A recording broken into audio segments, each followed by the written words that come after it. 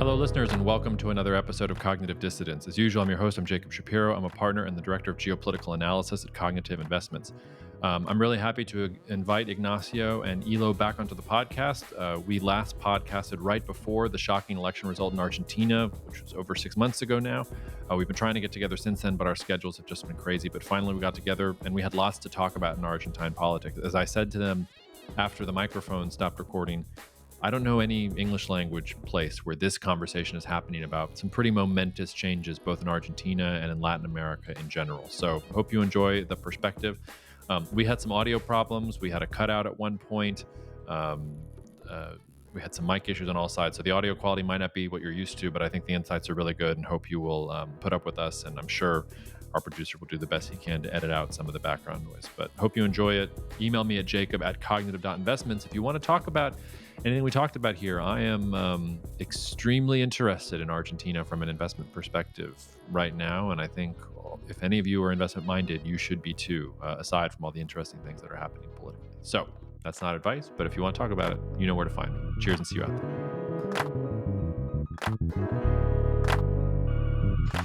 All right, it's so great to see you both. Elo, you're looking very comfortable, and I guess you're in Wisconsin. The sun is out. You're wearing pink shorts. Everything is great. Ignacio, you have the glow of fatherhood.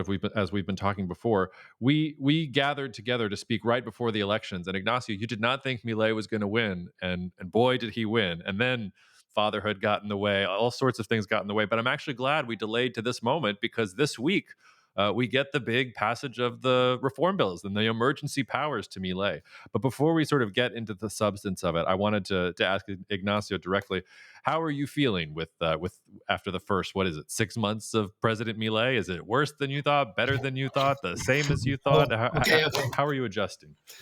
First of all, I knew you were going to comment on my previous forecast. I didn't know it was going to come up so early. But yeah, I know. It made me feel better than a lot of people was amazed by the result, like half of the country, as it usually happens, but so my current situation, I guess that most people's current situation is we are still trying to understand what is going on, right? A lot of new politics on the table, new ways, new agenda, new narrative, international policy. A lot of new things have been happening. New. So when I said new, it's unusual, not traditional way of doing politics in Argentina, not a traditional way of doing policies in Argentina. So a lot of new things happen. For many of us, citizens, analysts, policymakers. So we are still trying to be careful, like with our not only our analysis, but trying to understand. And the result is yet to come. Yeah. Well, let me set the stage a little bit, and then I'll let you tackle the domestic part. And then I know Elo wants to tackle some of the international part, because it checks all the boxes of the story. For those who are not following Argentine politics very closely, and I've said this before, I mean, Milei is objectively crazy. Like, I'm not saying that as somebody who's against him or anything like that. This is a guy who his dead dog told him to run for president and gave him the strategy to run for president. I'm turning on my microphone only for people to can listen my laugh. It's like good. That's exactly what we want, and hopefully the people behind you too can laugh too. He recently called the governor of Buenos Aires a communist dwarf. I'm thinking about naming this podcast Javier Milei and the three communist dwarves. We'll see if I have the gumption to do it. He's called Congress a nest of rats. There's the Rolling Stones cover band. There's the tantric sex stuff. I mean, he's just a really, really wild dude. But he's not governing like a crazy person at all. So, I mean, this was a major legislative victory this week. He's gotten two incredibly important bills through both the lower and now upper house of Argentina's parliament. So the Senate narrowly approved two different sort of packages. One delegates emergency powers for a year, privatizes two state-owned firms, creating incentives for foreign investors. The other is trying to raise tax revenue by reinstating the income tax. He had to make compromises there, but he got something sort of through the system in general. And they're sort of both good and bad to it. Since he's become president, the economy's in recession. Most projections are saying maybe 3 to 4% contraction in the Argentine economy in 2024. But his popularity is over 50%. Inflation has declined for 5 consecutive months. So, I mean, it's still year on year at 276.4%, but you have to start somewhere when you're in hyperinflation land. You've had a fiscal surplus in Argentina for multiple months in a row. This is not normal. Milei has been running around, rubbing shoulders with Silicon Valley giants, like hanging out with I don't know if it was Jeff Bezos or Mark Zuckerberg. He's hanging out with all these guys and trying to get their deep pockets to come invest in Argentina, and seems to be having some success. And meanwhile, outside the Senate, people are throwing Molotov cocktails and lighting cars on fire and everything else. But the majority sort of is with Milei there in general. So help me understand this, Ignacio, because my sort of foreigner's perspective is that things got so bad in Argentina that people are willing to suffer the pain of the wrenching changes that he's bringing to politics, as you talked about, because what happened before was terrible too. And maybe he's going to sort of have a honeymoon period of a year or two where he can try to do stuff differently. But help us understand what's actually going on domestically, and whether you think that this is sustainable, or if it's just sort of he's having his 15 minutes of fame and we'll get to the end of the year and we'll talk about, wasn't that an interesting sort of chapter in Argentine politics before everything goes away? Well, it's good to hear your, as you said, foreigner point of view, right? Foreigner vision, and what you are mentioning perfectly fits in the kind of uncommon things umbrella I was talking about, and we talked about our previous podcast was right before the elections, right? And we talked about many things he said he was going to do, and one part is that he's been doing them, you know. That's unusual. That's not only unusual in Argentina, but it's only unusual around the world, right? I mean, he's. So you mean he's delivering? He's delivering. He's delivering. You can judge the results. You can be against or promote them, right? Defend the policies. But he's been doing whatever he promised and whatever he's been promising. That's one unusual thing in politics in general, even more in Argentina. And the second one is that he won the elections by saying, the first year is going to be hell. I'm telling you, the first year is going to be hell. You are all going to suffer. There's going to be blood. There's going to be crying. Things are going to get worse, and then they will be better, right? And that is exactly what has been happening, right? So the narrative in media in February, March, April was, okay, so how long is people going to keep on supporting him, to resist this, willing to sacrifice income or well-being just for a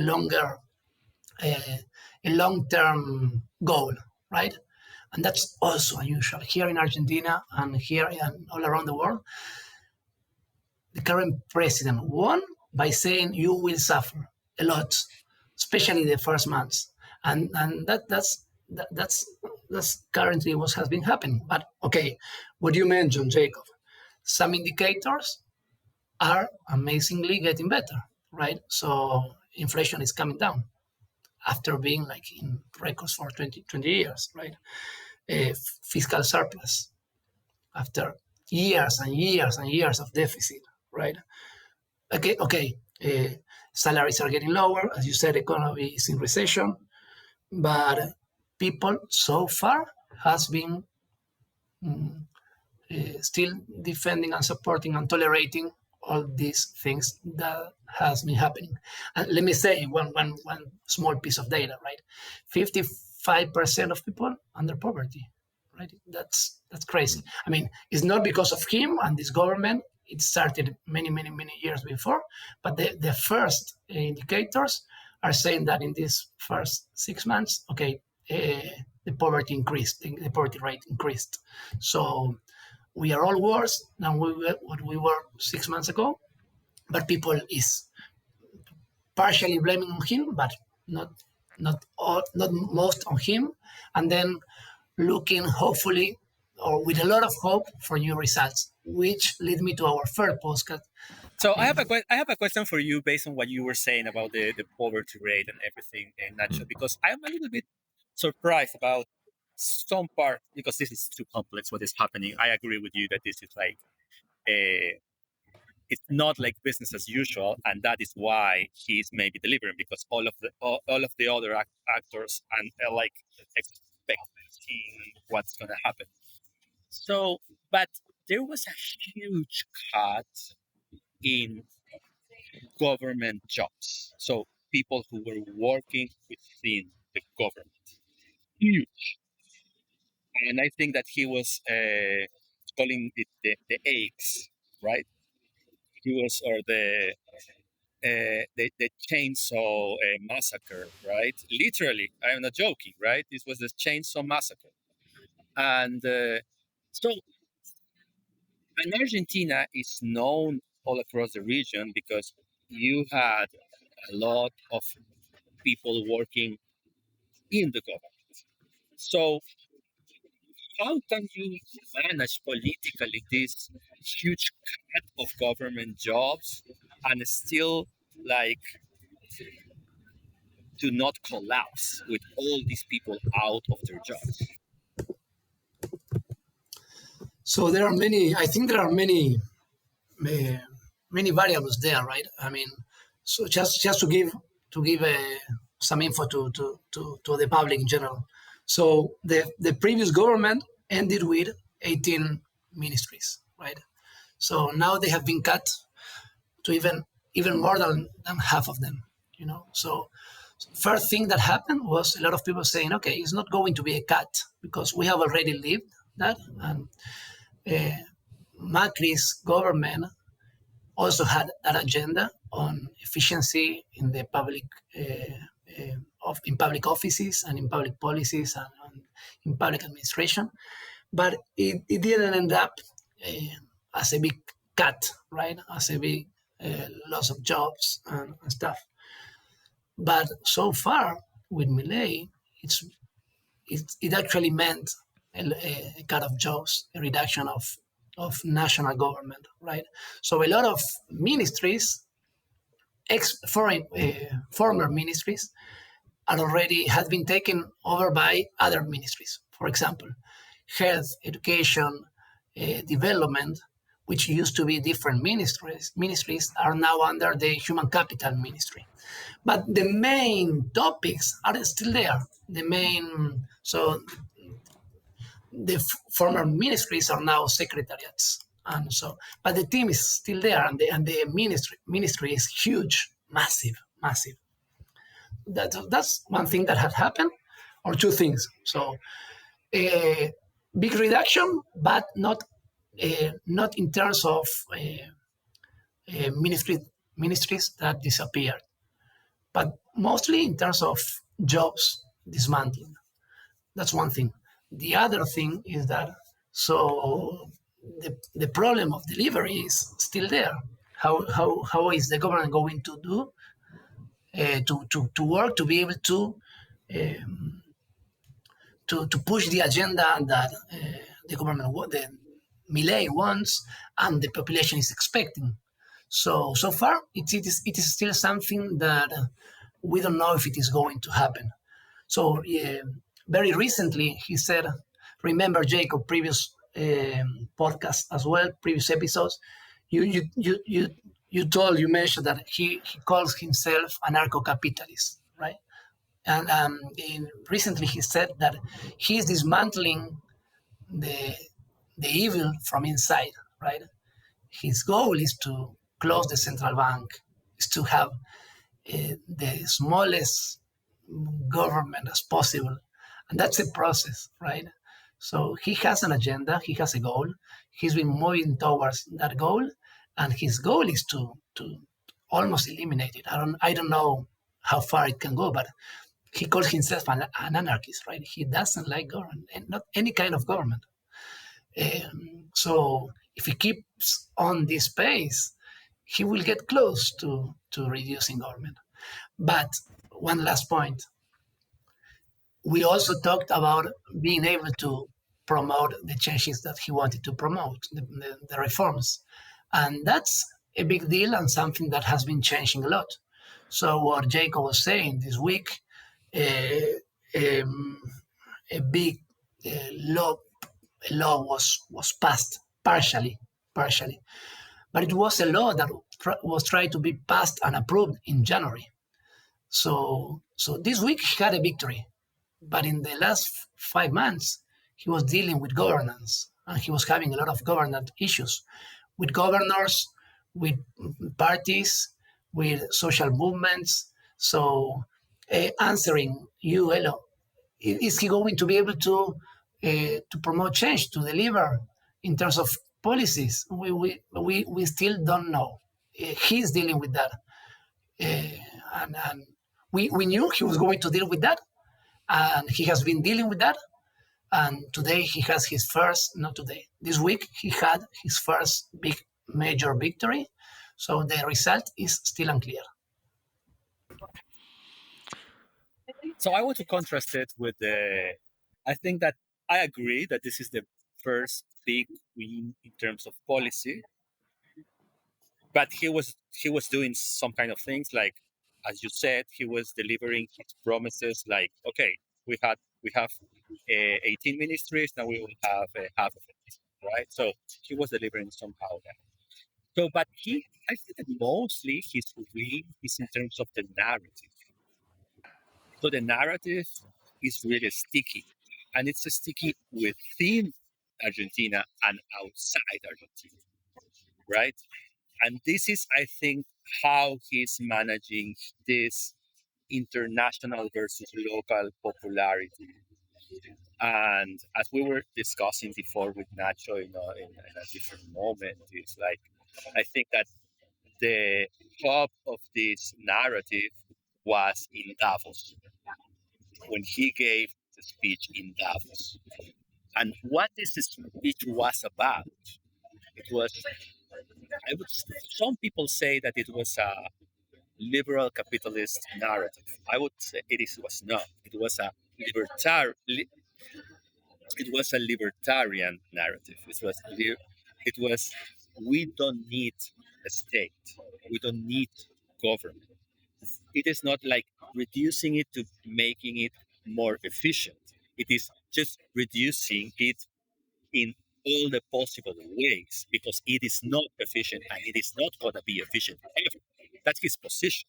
His position is different to the more liberal center approach, which is we need like this from the new public management idea of the 90s that it still has some legacy, which is we need a more efficient government that could work like like a, like a business. No, it is not his approach. His approach is the government will never work, so we have to reduce it to the minimum possible shape. That being said, so he went to Davos to say, you business people need to understand that this whole idea of, and this is, and in terms of narratives, like he's trying to connect things that not necessarily are connect, but it works in terms of narrative, which is this idea of more government is associated to this idea of socialism, which is it's connected to this idea of collectivism, which is associated to this idea of social justice, which is associated to this idea of feminist movements, which is associated to this idea of environmental protection. So you started with the government is too big, and literally in his speech, it ended up with this is why environmentalism doesn't work.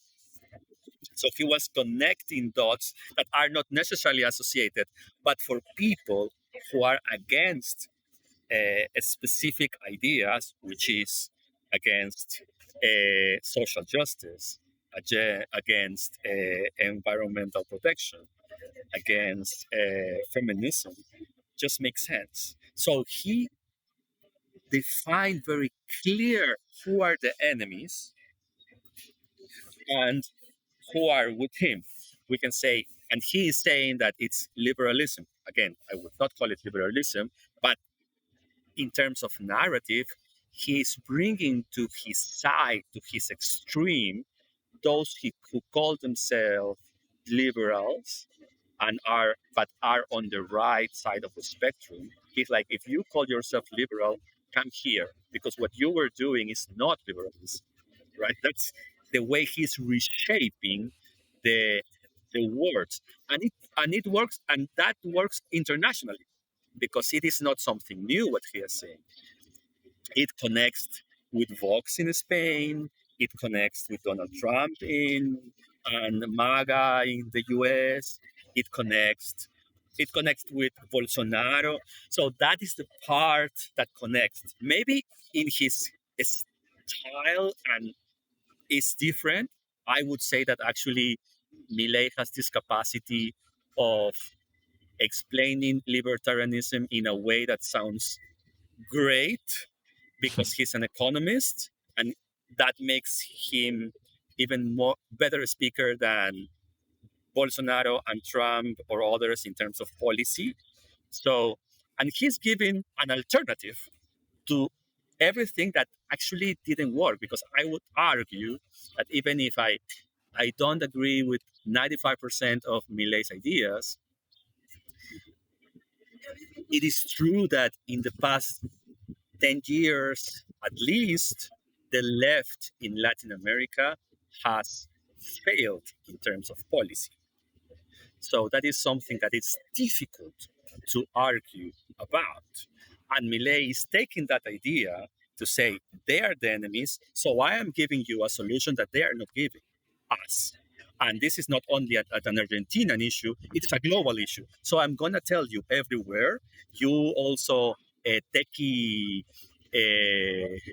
billionaires, that this is the solution. Less government for you to work. Come to Argentina. And then we can talk about also the fantastic meeting with Bukele in El Salvador. So, but what do you think? Ignacio, but before you respond to that, I'm glad you mentioned the meeting with Bukele, Elo, because that was something I wanted to get both of y'all's opinion on. Because they're not exactly the same and they come from very different ideological backgrounds. But I wanted to ask you both whether you think the comparison to Bukele is a good one.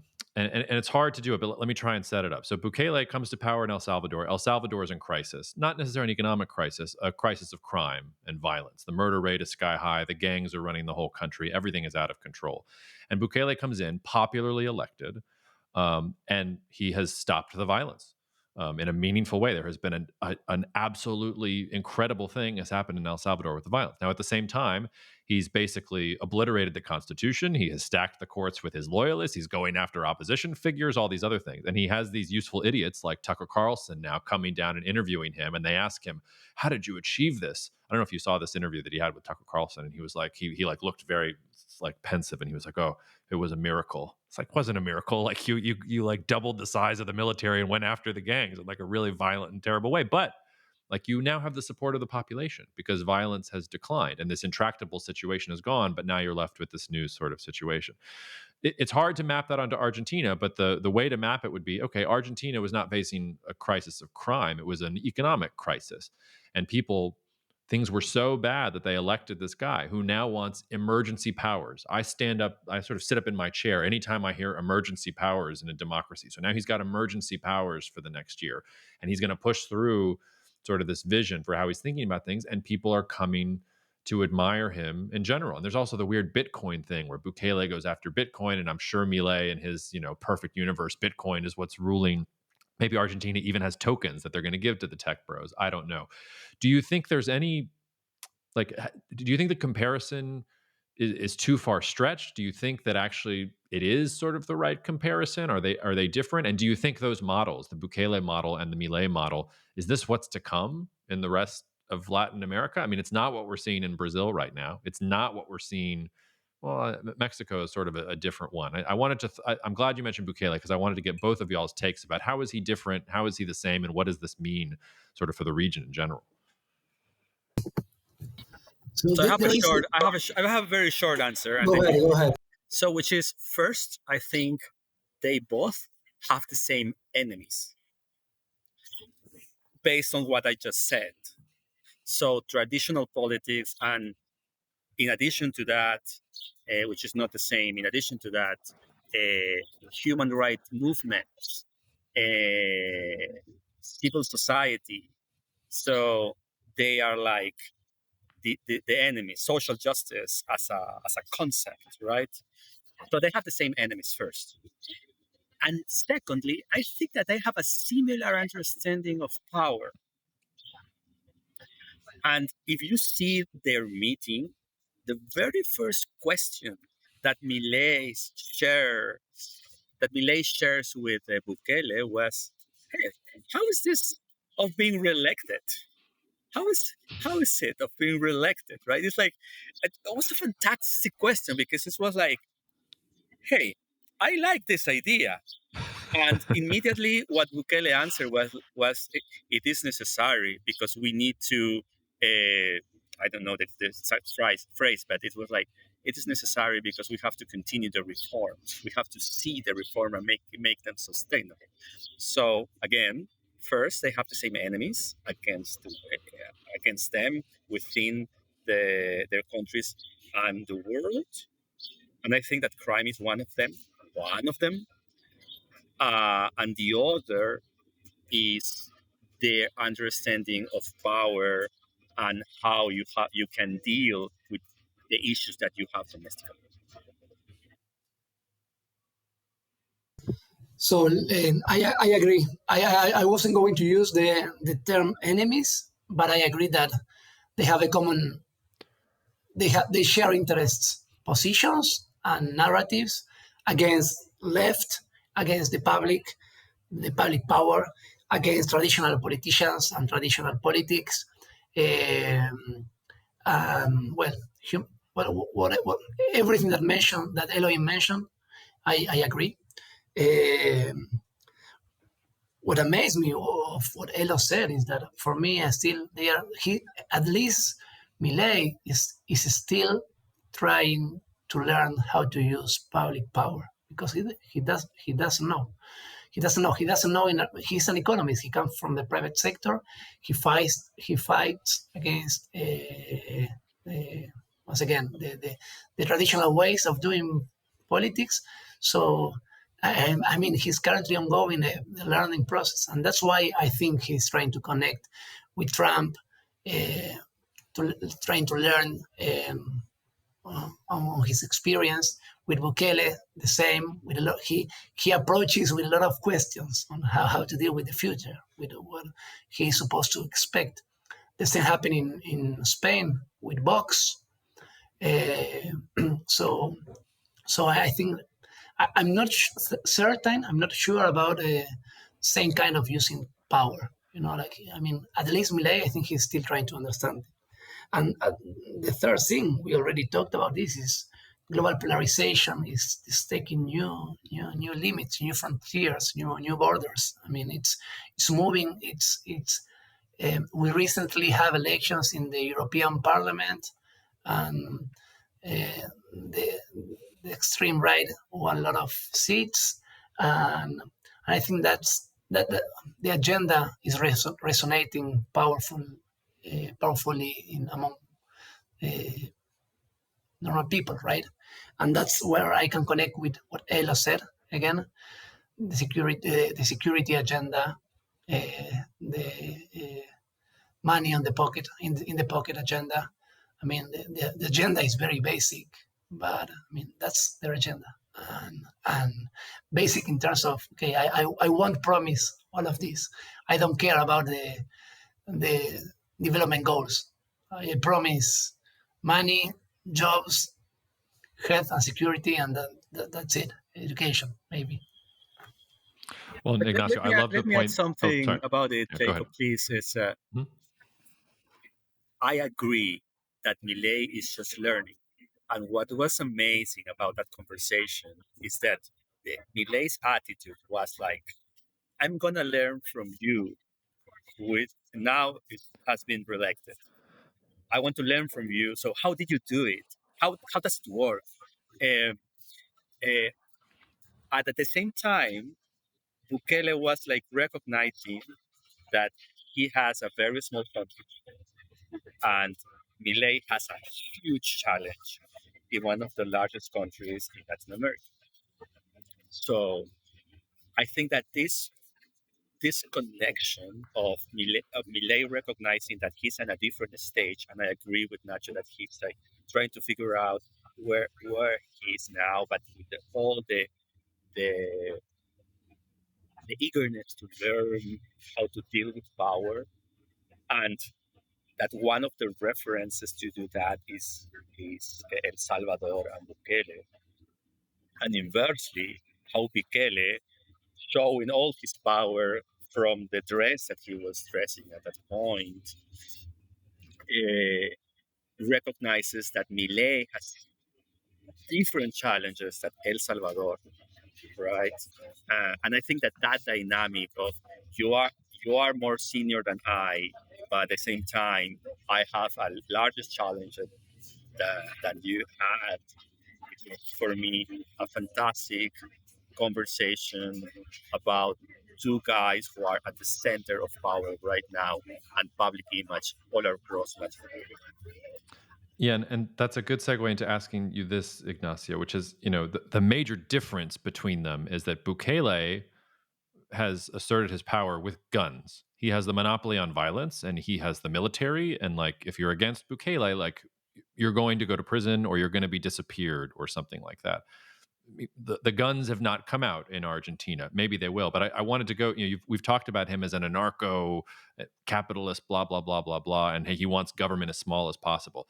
I haven't actually looked at this, so I wonder, Ignacio, does that mean he wants the army as small as possible too? Are we getting rid of the army while we get rid of the central bank, or does he get to the point where he figures out I'm going to need the monopoly on violence if I'm going to do the reforms that I have to push through because I can't have the Molotov cocktails in the streets? Like, where does he fall on that? And is there any risk of that sort of violence in Argentina, do you think? Good point. I don't think there is a risk on that. His agenda is kind of, let's say, pro-security, right? So he wants to strengthen the public forces, the army, border control, police, the sea and rivers control. So he wants to push and to enforce that agenda and to enforce those sectors, which has been out of the agenda for many, many, many, many years because of our history of military governments and whatsoever on that path. And so that's also new. Having said that, narco-traffic was not an issue in Argentina until a couple of years ago, and it's getting stronger. And I think you can there is a risk there. You can bet on that agenda growing, right? Less government. Now I'm talking about cramming and security policies. You both know about this, I think. Elo knows a lot, but less government is free room for all kind of organization to feel and to come, right? And that is happening. That's existing in theory. It's empty space which was covered by the government, by the state, that is releasing, and now new actors are coming to fill on those in that empty space. So narco-traffic is growing. It has been growing even before, right? I mean, it's a long-term coming agenda, right? But it's going to. I would bet that it's going to increase. So Nacho, but he has been piloting this in Rosario, right? In Rosario, yes. He sent the. I don't know if the military of the police only, but he deployed a lot of armed people. So just to defend myself on previous forecasting, right? So one of the main reasons that he won, the Patricia Bullrich, who was the third candidate in terms of power and general votes, made an alliance with him. And she was a former security minister, and now she is a current minister in defense and security, right? And so she has also been pushing that agenda. It was also on her main. Milei was pushing the economic agenda. Bullrich was pushing the security agenda. So now they both join forces, right? So what happened in Rosario used to happen before. Macri in 2015 also came with three main national goals. One of them was fighting narco-traffic because of what was happening in Rosario. So fast forward 10 years later, violence is still there and it's appearing in other cities. So general agenda is like, okay, as it never happened here, it happened in all our neighbor countries, but it's coming. Winter is coming. So what are we going to do with that? And so and Milei kind of live. I mean, uh, gave Bullrich the aval to empower forces in Rosario and in many other cities. It was not his main agenda. It is his agenda, but it's because of the alliance that led him into power as well. I don't know if I like the sound of that. There's two different directions I think we could go here, but I think before we leave the domestic situation in Argentina, I think there's one more question I wanted to ask you, Ignacio, before we even get a little bit further out, which is one of the things that is so interesting about Milei, and you've pointed this out, is that he did not promise good things. He promised suffering. And when you say he's been delivering some good things, but he's been delivering suffering. But he says that once you administer the medicine, the patient is going to get better. So when we're here 2 years from now talking, do you think things are going to get better? Like, do you think that he's going to continue to deliver? Or do you think that it's just going to be many years of suffering? Because I can imagine the electorate will give him a year, 2 years of leeway because of how bad things were before. But if he can't deliver on, okay, we're going to have the bad period, but then we're going to get to the good period, he's probably not going to stick around. Bukele, in my opinion, only stuck around because he got rid of the violence. That's what allowed him to then go seize some of the institutions and power and things like that. Do you think it's going to work for Milei? Like, is there any optimism there?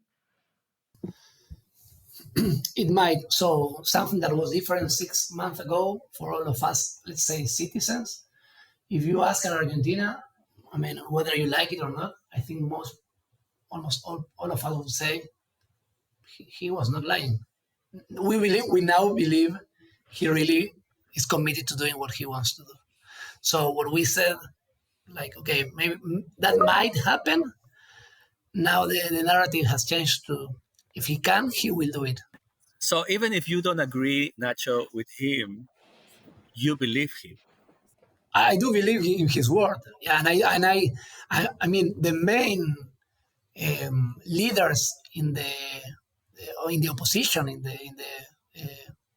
in other parties have been saying he was not lying. I mean, the only thing I can concede to him is that he's committed. He's committed. He knows what he's talking about. He's committed to doing it, and so now we'll see. And so, having said that, I mean, I don't know if he's going to be able to do it yet. He needs the support. So you were mentioning about the size of the country, right? Argentina is the eighth biggest country in the world. So he needs the support of the territorial leaders all around the country, 23 provinces, 23 governors, who has been pushing against him in the last 5 months, but things are reaccommodating. That is one key main actor. And the other one, and maybe it's kind of a question for you too, for both of you, is markets, right? Because markets are reacting pretty well to what he's doing. So that's also unusual. For the first time in the last 5 months, dollar almost didn't move. It moved in the last month, but whenever Milei has a victory, wins anything, markets react pretty well. General risk decreases, the dollar, the currency gains value, well, a lot of things happening. So I would say that when I'm saying that if he comes nowadays, I will look at markets, governors, and social movements, which is the other third kind of key actor here, historically and nowadays too. How long will people be willing to keep on suffering and organize civil society, which is very strong here in Argentina? So I will look at those three to kind of try to give an answer to that. But I would like to connect that with the last decree that was enacted a few days ago, and with some changes that we know, we see that this is a pro-market change. And as you said, it was very unusual in Argentina, all those kinds of changes. It is a new chapter, and we have to recognize that Milei so far with this decree has made history because it's just changing some structures in Argentina that were not able to, that nobody was able to move before. Maybe since Menem, I think, at the time of the expert in Argentine history, but I think that since Menem, we have not seen this kind of changes. So that being said, I do think, based on the decrees, that it's very likely that the Argentine economy will boost in the future. Um, and because of the level of the economy right now, and we know this because of international development and economics and politics, political science evidence, is like when you are so low in terms of indicators, your boost is higher at the beginning. And that's enough for a election because this boost, if it lasts 2-3 years, you're done. People will be happy. We can discuss the long term effect. We can discuss how this would increase maybe inequality in the future. That's a different discussion. But in the very short term, if these changes, structural changes, work as it worked with Fujimori in Peru, and this is why I know this, uh, the support for him is absolutely insured. So I would say that it's very likely that this will work, and we have to accept it.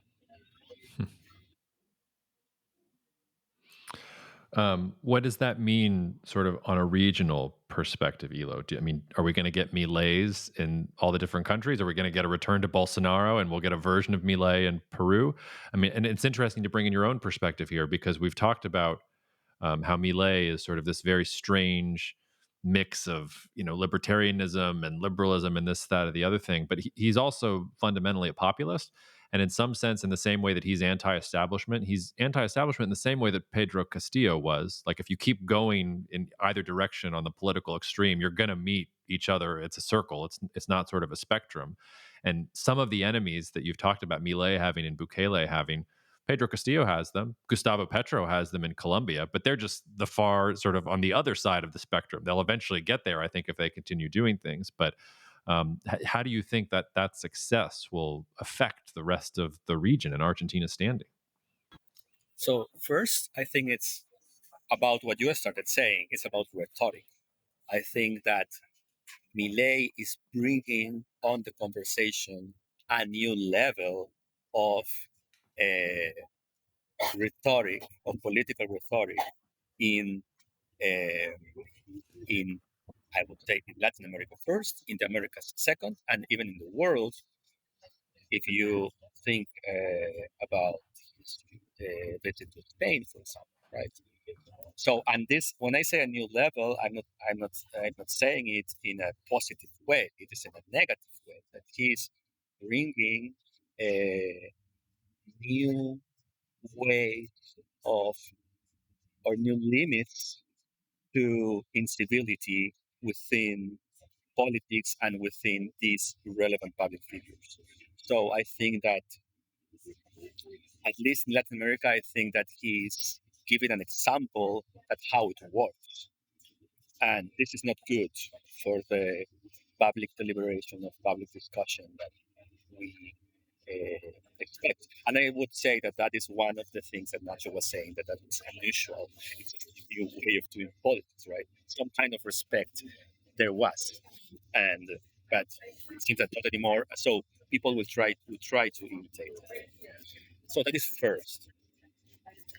Secondly, I think that he, unlike Bolsonaro, I think that Milei, because of the likely economic success that he could have, and he could have it because Argentina is so bad that it is easy to boost it. So, because of that, I would say that he would encourage more right wing populism, even more. And it connects with what I said, that it is also because the left agenda in terms of policy is not necessarily delivering. And you can see it in Chile, you can see it in Colombia, and even in Brazil, even if Lula is doing good, he's not doing in the same way that he did 20 years ago. So, in contrast, you can see right wing populism with an extremist radical rhetoric that is working both in communications and arguably it could work in economics. So let's see. So finally, I would say that unlike other groups in the political spectrum, and this is important in terms of his visits all across the world, especially the US, his kind of work is doing a regional movement. So it is on purpose. So they are building a regional movement. The left is not doing that. So Lula and Petro and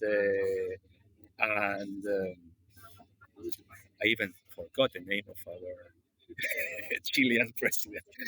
So Boric, Gabriel Boric. Come on, he's doing so bad guy. that I forgot him. So Boric, Petro, and Lula are not connected as a regional body in the same way that the right wing is building a collective body.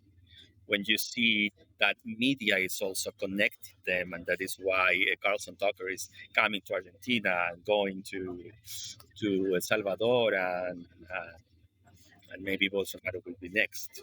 So I think that is another kind of impact, that he is the image of a regional movement that has been on the building in the last years, and after the pandemic, it is seen as a great solution for the failure of traditional policies. I could talk to you guys for hours, but I know that we all have to get places. So I want to give the final word to the Argentine himself, which is Ignacio. So we've gotten through elections. He's gotten his emergency powers. He's gotten his big reform bill. What should we be watching for over the next 6 to 12 months? What are the signposts? What are the things that are next? Because right now the media is running around in circles about the negotiations in the Senate and the Congress and all the crazy things that he does. Like, what will you be watching for to see if he's able to push his agenda forward, if he starts going in a Bukele direction? I'm curious where your signposts are now that he's gotten to this point. Okay, great. So two things comes to my mind. One of them is governance. We still have to look on governance. Once again, the law that passed 2 days ago was presented on December the 27th, right? It used to have more than 660 articles. The one that was passed has 250 articles. So it's democracy working pretty well, right? So the cross controls institutions properly working, which is also unusual. But that can lead to a lack of power, once again, to be able to deliver. That is one thing that I don't know if the word is expect, that what we have to see. We still have to see, we have to learn about it. And it will change everything, right? If he keeps on delivering, probably markets will keep on following, right? Population as well. But yeah, okay. So what is delivering? And that's the second thing. He's still committed to closing the, the central bank, which sounded crazy, sounds crazy, but he's still saying that that is my north. Do you think he will be will. able? Do you think he will be able to do it, Nacho? Well, again, not yet. I'm not. I don't think. But if he keeps on delivering, he will get closer and closer. So that is his north, economic north, which is probably the only north he has, right? And in order to be able to do that, he needs and he wants to reduce inflation, keep on reducing inflation, to free the currency, and to keep on closing the deficit gap. And everybody agrees on that. Not everybody agrees in if he's going to be able to do that, but that's what he's saying he's going to do, and he will be trying to do. And actually, he's doing all of that not only because he believes in that and that kind of economy, macroeconomy, but also because he needs to deal with IMF loans, right? And indicators. And he will have to do that. And if he achieves that, probably he won't finish. He's already talking about a new loan. And he approved a new loan with other international regional banks yesterday or 2 days ago. But the agenda this week is, okay, his goal is not going to finish our current debt. He will probably ask for a new loan and keep on this path with a smaller government, with less restrictions, and that's it. An anarcho-capitalist who wants another loan from the IMF. That tells me everything I need to know right there. Guys, it's great to see you, and we'll do this again soon because I'm sure that Milei is going to give us plenty to talk about. So thanks for the time, and we'll talk to you soon, okay? Thank you, Jacob. Thank you, Nacho. Thank you, Jacob. Thank you, Elio. Thank you so much for listening to the Cognitive Dissidents podcast, brought to you by Cognitive Investments. If you are interested in learning more about cognitive investments, you can check us out online at cognitive.investments. That's cognitive.investments. You can also write to me directly if you want at jacob@cognitive.investments. Cheers, and we'll see you out there. The views expressed in this commentary are subject to change based on market and other conditions. This podcast may contain certain statements that may be deemed forward-looking statements. Please note that any such statements are not guarantees of any future performance, and actual results or developments may differ materially from those projected. Any projections, market outlooks, or estimates are based upon certain assumptions and should not be construed as indicative of actual events that will occur. Cognitive Investments LLC is a registered investment advisor. Advisory services are only offered to clients or prospective clients where Cognitive and its representatives are properly licensed or exempt from licensure. For additional information, please visit our website at www.cognitive.investments. The information provided is for educational and informational purposes only and does not constitute investment advice, and it should not be relied on as such. It should not be considered a solicitation to buy or an offer to sell a security. It does not take into account any investor's particular investment objectives, strategies, tax status, or investment horizon. You should consult your attorney or tax advisor.